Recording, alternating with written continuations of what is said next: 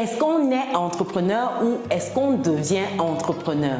Ça, c'est une grande question qui revient très souvent. Et si on devient entrepreneur, comment le devenir? Quelles peuvent être les étapes pour devenir entrepreneur? Dans cette vidéo, je me propose de partager avec toi les 10 étapes, à mon sens, pour devenir un entrepreneur.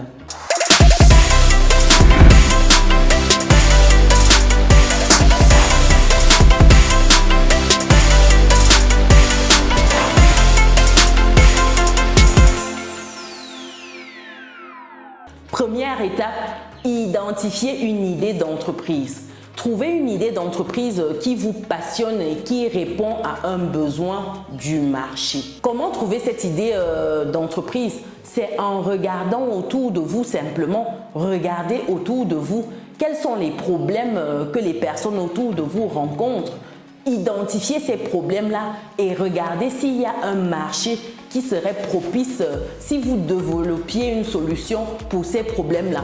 Regardez dans le marché et voyez s'il y a déjà des personnes qui répondent à ces problèmes-là. Et si vous regardez bien, vous allez trouver toujours une personne qui est déjà sur le marché. Généralement, on ne réinvente pas l'eau chaude. Pour les gens qui croient qu'ils ont des idées du siècle là, il faut redescendre sur terre et vous allez saisir votre idée sur Google. Vous allez vous rendre compte que vous ne révolutionnez pas le game. Non, ça fait mal, hein? Ça fait mal, mais non, vous ne révolutionnez rien du tout. Deuxième étape ici, c'est de rechercher un marché. Étudiez le marché pour vous assurer que votre idée d'entreprise a un potentiel commercial réel. Ici, ça passe par descendre sur le terrain. Allez voir ce qui se fait déjà sur le marché, comme je disais tantôt. Il y a déjà des personnes qui répondent à ce besoin-là à leur manière. Allez voir ce que ces personnes-là ont comme produit, comme service et voyez si ça correspond à votre vision de la solution. Et s'il y a déjà ces personnes-là, comment elles font, comment elles s'en sortent? Allez-y sur le terrain. Ce n'est que sur le terrain que vous aurez les réponses à ces questions-là. Et vous verrez s'il y a un potentiel commercial qui est lié à votre idée. Parce qu'il y a des idées où quand vous voyez l'implémentation, ça ne sert pas souvent à grand chose. Sincèrement, ici, l'idée c'est de pouvoir, au travers de notre produit, notre service, au-delà de notre passion, de pouvoir en vivre. Il ne faut pas perdre ça de vue. Donc, deuxième étape ici, se rassurer qu'il y a un réel marché pour notre service qu'on va proposer. En troisième étape ici, c'est l'élaboration de votre plan d'affaires, votre plan d'action. Élaborer votre plan d'affaires ici, il sous-entend en fait une étude de marché, il sous-entend également de mettre en place un certain modèle économique, votre stratégie de pénétration, votre stratégie marketing et l'évaluation en fait de vos besoins financiers. En fait, ça sous-entend ici une étude au niveau de la faisabilité concrète de votre projet. Est-ce que votre idée a des chances de devenir quelque chose de concret? Et si oui, quel sera le business model que vous allez mettre en place? Quand on parle d'études de marché ici, ne pensez pas aux grosses études de marché où on a des centaines de pages. Non, ce n'est pas ça ici. C'est vraiment aller confronter votre idée avec la demande, avec le marché et de voir ce qu'il en ressort. Ce n'est pas de vous poser, commencer à faire des choses sur Excel. Comme disait Thierry Niamen, tous les projets sur Excel fonctionnent du tonnerre. C'est lorsque vous allez sur le terrain que vous réalisez que c'est pas trop ça, c'est pas trop ça. Donc, ne vous limitez pas à faire des tonnes et des tonnes de pages de business plan, de stratégie financière, stratégie économique, stratégie ceci, projection sur 10 ans, sur 20 ans. Du tout, il faut arrêter ça. En quatrième étape ici, c'est de rechercher le financement. Et quand je dis rechercher le financement ici, ce n'est pas que vous commenciez déjà à aller embêter le monde entier en mode finance mon idée, finance mon projet. Non, ici, trouver le financement, ça nécessite de voir déjà au niveau individuel. Est-ce que vous avez une épargne? Si oui, quelle est la proportion de cette épargne-là que vous allez allouer pour l'implémentation de votre projet, de votre idée? Donc, c'est d'abord en vous que cette recherche de financement doit se faire. Et par la suite, vous pourrez élargir aux personnes qui sont autour de vous. Donc, commencez déjà par vous demander qu'est-ce que vous avez pour implémenter votre projet. Où en êtes-vous avec vos finances personnelles? Est-ce que vous avez de l'épargne? Si oui, quelle proportion vous pourrez utiliser? Et si vous êtes vraiment dans le besoin de faire appel à d'autres personnes, sous quel format, sous quel modèle? Est-ce que vous souhaitez un prêt? Est-ce que vous souhaitez des collaborations? Est-ce que vous souhaitez des partenariats? Sous quelle forme souhaitez-vous voir les autres rentrer dans votre projet, vous accompagner? C'est tout cela qu'il faudra définir ici. En cinquième étape ici, c'est la mise en place de votre entreprise. Qu'est-ce que j'entends par là? C'est créer votre entreprise en choisissant ici la structure juridique, en enregistrant votre entreprise, tout ce qu'il y a comme licence, comme permis nécessaire afin de vous déployer. C'est vrai que souvent on commence dans l'informel afin de tester notre idée, de voir s'il y a vraiment un répondant positif sur le marché afin de se déployer à plus grande échelle. Mais le problème de beaucoup, c'est que dans cette étape de test, il reste là pendant des années, chers résilients. Non, ça ne doit durer que l'instant de...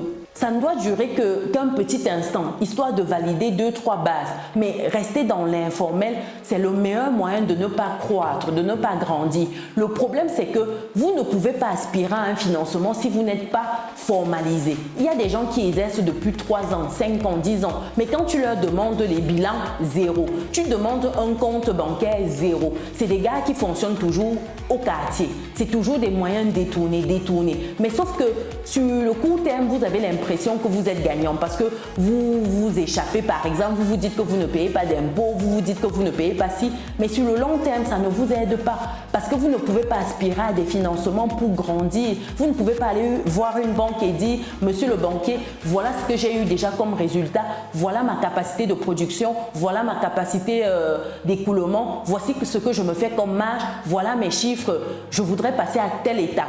Est-ce que tu peux m'accompagner dans ce processus-là? Et le banquier, quand il finit d'analyser, il se dit j'ai besoin de ça comme garantie. Si c'est bon, on y va. Mais il y a des gens, 5 ans d'activité, 10 ans d'activité. C'est toujours au stade embryonnaire. C'est toujours au stade de la suivi. Mais non, attendez. C'est pas sérieux, chers résilients. Il faut prendre le temps de formaliser vos structures. Ça ne coûte pas cher. Prenez le temps de vous faire accompagner. Il y a des spécialistes qui vous accompagnent dans l'établissement de ces paramètres-là, qui vous accompagnent dans la légalisation de vos sociétés, l'ouverture de comptes bancaires et tout. Prenez le temps de vous faire accompagner pour ne pas vous retrouver là 10 ans après n'avoir rien foutu, d'être toujours au même endroit, d'être toujours en mode suivi. En sixième étape ici, c'est penser à élargir en fait vos équipes, embaucher en fait du personnel pour vous accompagner dans la mise en place en fait de votre activité, votre déploiement.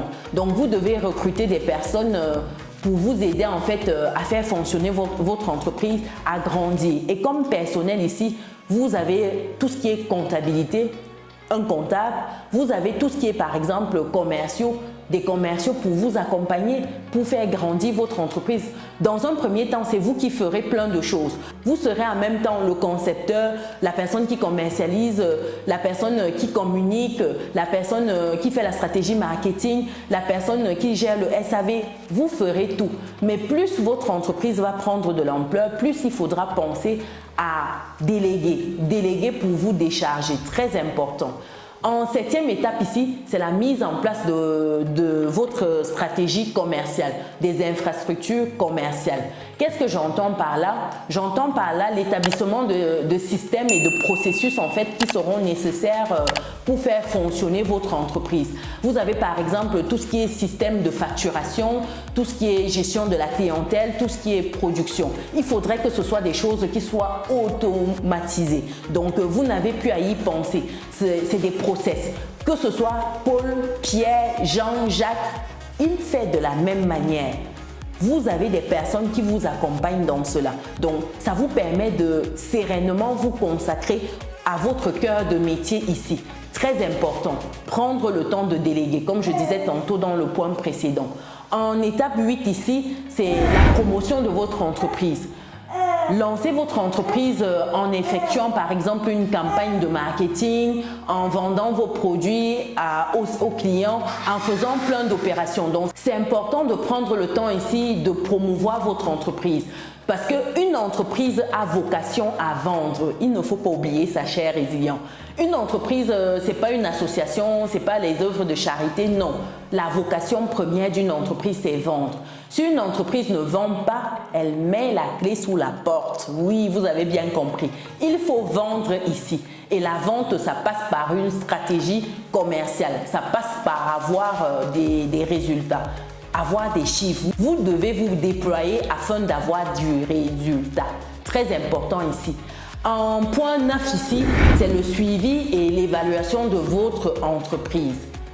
Il faut prendre le temps de suivre et d'évaluer régulièrement les résultats de votre entreprise et d'apporter les modifications nécessaires pour améliorer votre performance ici. Parce que si vous ne prenez pas le temps de traquer vos chiffres, de traquer votre évolution, vous n'allez pas aller bien loin. Les chiffres ici sont le meilleur moyen d'avancer. Ici, il faut prendre le temps de suivre vos chiffres, de les analyser régulièrement, de vous ajuster. Si vous avez par exemple des prévisions à un mois d'avoir, je dis une bêtise, un chiffre d'affaires de 50 000 francs CFA. Bon, on va aller à quelque chose de plus quand même percutant. Il faut que ce soit challengeant. Donc, si vous avez par exemple un objectif dans un mois de faire 500 000 francs CFA de chiffre d'affaires ou 1 million de francs CFA de chiffre d'affaires, au bout de 2 semaines, si vous êtes toujours à 20 000 francs CFA, il y a un problème. Si vous êtes toujours à 50 000 francs CFA, il y a un problème, il y a quelque chose qui ne va pas. C'est sûr qu'au bout du mois, vous n'aurez peut-être pas atteint votre objectif, voire pas du tout. Donc, vous devez vous demander, est-ce que ma stratégie est la bonne? Est-ce que je ne dois pas améliorer telle autre chose? Et ainsi, vous serez sûr de maintenir le cap vers vos objectifs. En point numéro 10 ici, c'est d'être résilient. Il faut être résilient, très important. Pour devenir un entrepreneur, vous devez être résilient parce que l'entrepreneuriat, c'est une course d'endurance. C'est un marathon, ce n'est pas un sprint. C'est pour vous dire que les difficultés, vous en aurez à tout bout de chemin. Vous aurez les concurrents qui voudront vous mettre les bâtons dans les roues. Vous aurez les clients insatisfaits. Vous aurez les gens qui vont vilipender votre entreprise, qui vont saboter votre service. Vous devez continuer tout de même à avancer malgré cela. Donc, il faut savoir que l'entrepreneuriat nécessite beaucoup de détermination, de persévérance et de travail acharné au quotidien. J'insiste sur ce point-là parce que sans résilience, je vous assure, vous n'allez pas faire long feu. C'est pour cela que 80% d'entreprises ferment en moins de 5 ans. 80%, en moins de 3 ans, pardon. Un point bonus ici, c'est de se faire accompagner. Il est également important de se faire accompagner par des conseillers, des mentors, des associations d'entrepreneurs pour vous aider en fait à ne pas faire les erreurs de débutants, à éviter certains pièges, certaines erreurs qui vont juste vous clouer tout de suite. C'est très important. Faites-vous accompagner. Il ne faut pas lésigner sur les moyens de l'accompagnement. S'il faut payer un coaching, payer une formation, dites-vous que le prix à payer en cas d'échec sera trop grand par rapport à ce que vous aurez dépensé. Les gens voient le coût d'un coaching, d'un accompagnement, mais ils oublient que les investissements sont énormes. Quand vous démarrez une activité, généralement, l'investissement est énorme. Même si vous commencez à petite échelle, à la fin, ça peut être un sacré investissement. Donc, pourquoi risquer de perdre autant d'argent plutôt que de prendre une session d'accompagnement, de coaching? Donc, voilà pour ces 10 étapes plus un bonus de comment devenir un entrepreneur. Dites-moi dans les commentaires si vous vous êtes déjà lancé dans une activité. Est-ce que vous avez eu des points similaires à ce que je vous ai dit là? Quelle était votre stratégie? Comment vous avez géré cela? Dites-moi également dans les commentaires si vous avez des astuces complémentaires à donner pour être un entrepreneur à succès au quotidien. J'espère que cette petite vidéo vous a plu. Si c'est le cas, je vous invite à lâcher votre pouce bleu en l'air et à partager massivement cette vidéo autour de vous.